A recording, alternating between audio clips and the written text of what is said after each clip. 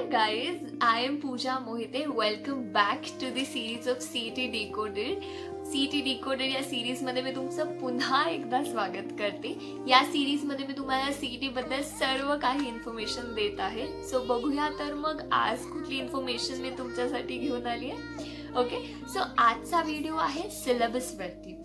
मी तुम्हाला LR, quants आणि verbal याचा सिलेबस सांगणार आहे की तुम्ही कुठले टॉपिक्स केले पाहिजेत, कुठले टॉपिक्स इम्पॉर्टंट आहेत ज्याच्याने तुमचा स्कोर वाढेल. ठीक आहे, तर मग बघूया सेक्शन वाईज कुठले टॉपिक्स आहेत ते. फर्स्ट आहे लॉजिकल रिझनिंग. गाईज, मला तुम्हाला एक टिप द्यायची आहे जी सगळ्या सेक्शन थ्रू ऑब्व्हियसली चालेल की तुम्हाला स्मार्ट स्टडी करायचं आहे. ओके, तुम्ही व्यवस्थित मी ज्या टॉपिक्स सांगते ते ॲनालाइज करा आणि बघा की तुमचे वीकनेसेस कुठे आहेत आणि तुम्ही स्मार्ट स्टडी करा. ओके, कारण ही एक स्पीड बेस्ड एक्झाम आहे गाईज, लक्षात ठेवा. ठीक आहे, तर मग लॉजिकल रिझनिंगमध्ये पहिला टॉपिक आहे पझल्स.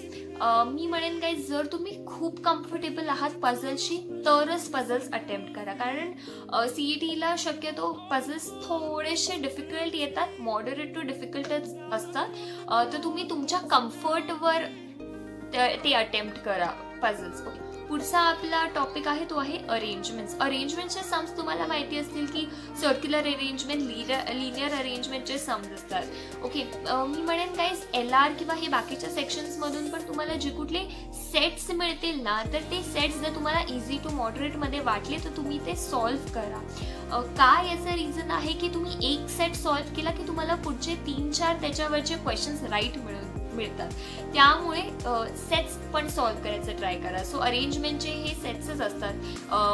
जसं की लिनियर अरेंजमेंटवरती एका क्वेश्चन खाली 3-4 तुम्हाला सम्स दिलेले असतात. सो हे झालं अरेंजमेंट्स. नेक्स्ट आहे इनपुट आउटपुट. इनपुट आउटपुटमध्ये तुम्हाला माहिती आहे की एक मशीन दिलेलं असतं, म्हणजे सांगितलेलं असतं की एका मशीनचा इनपुट आहे आणि हे 5 स्टेप्स आहेत जे आउटपुट आहेत. ओके, हे सॉल्व्ह करताना मी तुम्हाला एक टिप देईन की तुम्हाला पूर्ण स्टेप्स वर्ड्स नाही लिहायचे. जर ते वर्ड्स असतील तर मेक शुअर की तुम्ही जस्ट इनिशियल्स लिहिताय. ओके, हा झाला इनपुट आउटपुट. मग सगळ्यात easy direction sense.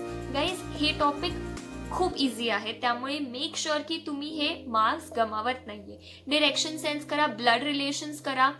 Next topic आहे कोडिंग डिकोडिंग. कोडिंग डिकोडिंग पण गाईज प्रॅक्टिस केलात तर तुम्हाला एक्झाममध्ये नक्कीच क्लिक होईल की कोडिंग डिकोडिंग, कारण खूप पॅटर्न्स नसतात गाईज. एक सिमिलर पॅटर्न आहे जो फॉलो होतो बरेच वर्ष या एक्झाममध्ये. सो हे प्रॉब्लेम्सची पण प्रॅक्टिस करा. पुढचे आहेत सिरीजसाठी पण मी तुम्हाला सेम ॲडवाईस देईन की तुम्ही नंबर ऑफ म्हणजे व्हरायटी ऑफ सम सॉल्व्ह करा सो दॅट तुम्हाला एक्झाममध्ये लगेच क्लिक होईल.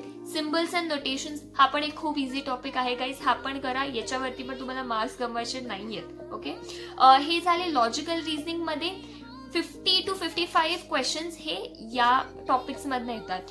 उरलेले 20 to 25 क्वेश्चन्स आहेत ते आपले क्रिटिकल रिझनिंगचे असणार आहेत. ओके, आता क्रिटिकल रिझनिंगचे क्वेश्चन्स म्हणजे काय तर तुम्हाला माहिती असेल, हे क्वेश्चन्स म्हणजे कन्क्लुजन बेस्ड क्वेश्चन्स असतात. स्टेटमेंट्स, आर्ग्युमेंट्स हे काइंड ऑफ वर्बल ॲबिलिटीला रिलेटेड आहे गाईज. सो हे पण तुम्ही प्रॅक्टिस करा. ओके, हा झाला आपला LR सेक्शन. नेक्स्ट आहे आपला क्वांटिटेटिव्ह ॲप्टिट्यूड. आता क्वांटिटेटिव्ह ॲप्टिट्यूडमध्ये टोटल 50 क्वेश्चन्स येतात. त्याला मी डिवाइड केलेलं आहे. 25 क्वेश्चन हे क्वांट्सचे, 25 क्वेश्चन्स हे DI आणि DSA म्हणजेच डेटा इंटरप्रिटेशन आणि डेटा सफिशियन्सीचे. गाईज, मी सांगेन तुम्हाला की क्वांटिटेटिव्ह ॲप्टिट्यूडचे इझी सम्स येतात. ओके, इझी सम्स येतात. ओके, जर तुम्ही जे तुमचे स्ट्रॉंग एरियाज आहेत, आता तुम्ही ॲव्हरेजेस किंवा नंबर सिरीज किंवा प्रॉफिट अँड लॉस हे तर तुम्ही स्कूलमध्ये पण शिकलेले आहात 9th, 10th, 11th, 12th मध्ये. तर हे टॉपिक्स नक्की करा एक्झामच्या आधी, ब्रशअप करा आणि प्रॅक्टिस केल्यावर तुम्हाला ते एक्झाममध्ये येऊनच जातील आणि हे मार्क्स पण गमावू नका गाईज. ओके, तर टॉपिक्स बघून घेऊ एकदा. नंबर सिरीज, पर्सेंटेजेस मी तुम्हाला सांगितलेलं आहे. प्रॉफिट अँड लॉसचे इझी न्यूमेरिकल्स असतात, इझी समजतात. टाइम, स्पीड, डिस्टन्स हे पण तुम्ही 9th and 10th च्या सिलेबसमध्ये केलेलं आहे. Ratios, averages, mixtures, probability.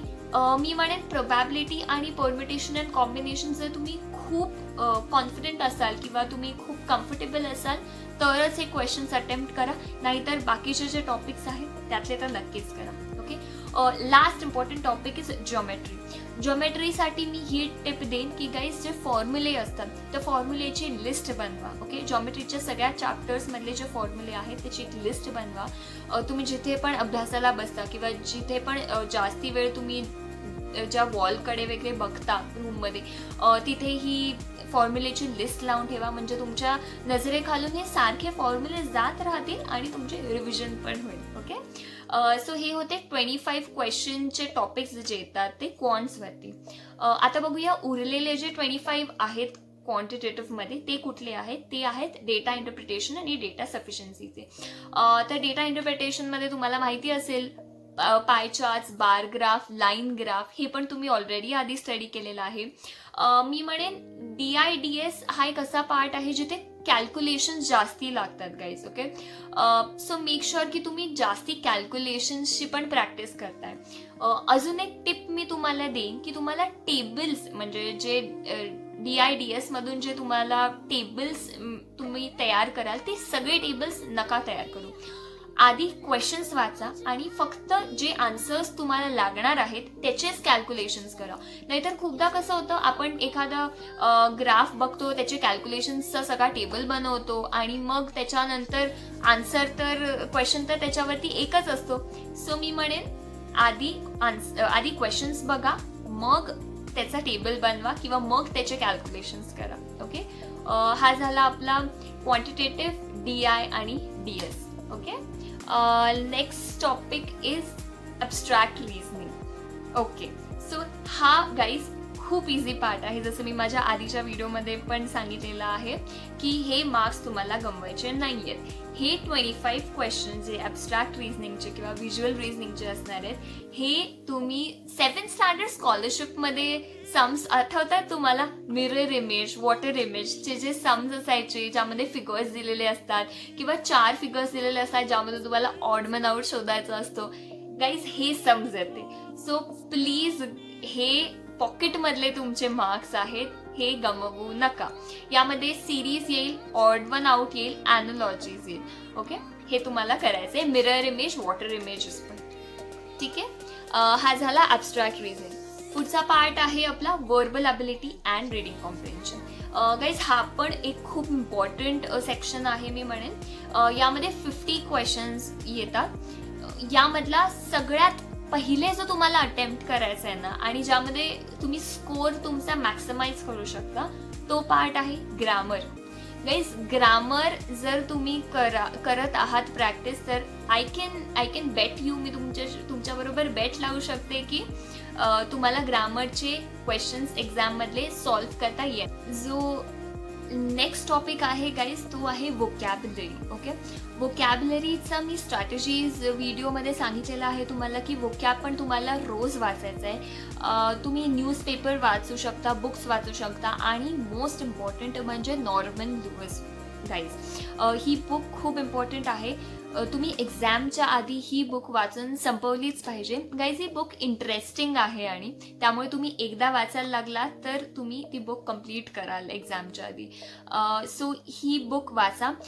नाहीतर व्हिडिओज पण आहेत तुमच्यासाठी नॉर्मन लुईसचे या चॅनलवरती, तर तुम्ही ते पण पाहू शकता व्हिडिओज. रोज एक व्हिडिओ पाहिलात, न्यूजपेपर्स वाचले तरी इनफ होईल वोकॅब्युलरीसाठी. कसं होतं गाईज की रीडिंग कॉम्प्रिहेन्शनमध्ये पण वोकॅब्युलरीचे क्वेश्चन्स येतात, सिनोनिम्स, अँटोनिम्स येतात तुम्हाला. सो त्याच्यासाठी मी म्हणते की वोकॅब इम्पॉर्टंट आहे. नेक्स्ट आहे आपलं reading comprehension. Okay, so 3 to 5 reading कॉम्प्रिहेन्शनचे पॅसेजेस येतात आपल्याला. त्यामध्ये क्वेश्चन्स 3 to 4 क्वेश्चन्स असतात RCsमध्ये. आता RC तुम्ही आधी ॲनलाइज करा. ओके, मी म्हणत नाही आहे की लगेच अटेम्प्ट करा कारण काही RCs थोडे डिफिकल्ट पण असतात. सो आधी ॲनलाइज करा आणि मगच RCs पण सॉल्व्ह करा. आणि RCसाठी मी टेक्निक तुम्हाला जी सांगितली आहे ती स्पीड रिडिंग. गाईज स्पीड रिडिंगचे टेक्निक्स लर्न करा आणि ते प्रॅक्टिस करा तुमच्या डेली रिडिंगमध्ये सो दॅट तुमचा टाईम कमी लागेल तुम्हाला रिडिंगसाठी आणि तुम्हाला पटकन इझिली क्वेश्चन्स वाचता येतील. ओके, आणि पॅसेजेस सुद्धा. ठीक आहे गाईज. सो अजून टॉपिक्स आहेत पॅराजम्बल्स. पॅराजम्बल्स इज समथिंग जे मी तुम्हाला म्हणेन तुम्ही खूप कम्फर्टेबल असाल तरच अटेम्प्ट करा, कारण हे थोडेसे कन्फ्युजिंग असू शकतात. But yes, right strategy, right approach वापरलात तर नक्कीच तुम्हाला हे पण इझी जातील. ठीक आहे गाईज, पुढचा आहे close passage or filling the blanks. So हा पण एक ग्रामरचा सारखाच एक पार्ट आहे. सो हे झाले आपले सगळे topics. Yes guys, so I feel me तुम्हाला इनफ टॉपिक्स आणि इम्पॉर्टंट टॉपिक्स सांगितलेले आहेत. तर प्रॅक्टिस करत राहावा आहे. याच्या व्यतिरिक्त अजून तुम्हाला कुठल्या सेक्शन रिलेटेड काही डिफिकल्टीज आहेत की मी हा टॉपिक करू की नको, किंवा अजून काही क्वेश्चन्स असतील तर मला कमेंटमध्ये सांगा, विचारा. मी तुम्हाला नक्कीच आन्सर करेन आणि व्हिडिओज बनवेल त्याच्यावरती सुद्धा. ओके देन, प्रॅक्टिस करत राहावा. Be consistent as I say, and all the best to you guys. Bye bye, see you.